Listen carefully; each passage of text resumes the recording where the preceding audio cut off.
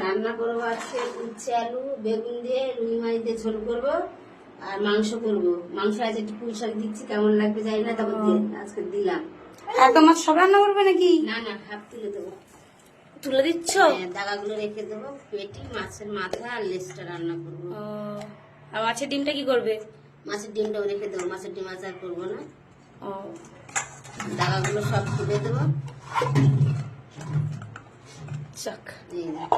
তা বন্ধুরা, কারা কারা পুঁই শাক দিয়ে মাংস খাওয়া একটু আর এই জানাবে। মাছের ডিমটা এর মধ্যে থাক। কারা কারা পুঁই শাক দিয়ে মাংস খাওয়া একটু জানাবে। আর উচ্ছে দিয়ে মাছ দিয়ে ঝোল খেতে আমার তো খুব ভালো লাগে, আমার বাবারও ভালো লাগে, মায়েরও ভালো লাগে। আমার ছেলে তো এই যে পুচকে, এই যে ছোট্ট পুচকে, এই যে খেলছে, এইটুকু তো লাগবে না। তো এই যে খেলছে, তো এ তো আর খেতে পারে না, তাই এটা আমি এখন বলতে পারবো না। তো এই রান্না বান্না যার ভালো লাগবে সে খেয়ে যাবে। বন্ধুরা, টাটা। পুঁই শাক দিয়ে মাংস ঝোল হয়ে গেছে, আর এই যে উচ্ছে দিয়ে আলু দিয়ে মাছের তরকারি হয়েছে। আজকে এই আমাদের মেনু, যার যার ভালো লাগবে এসে খেয়ে যাবেন। টাটা সবাইকে।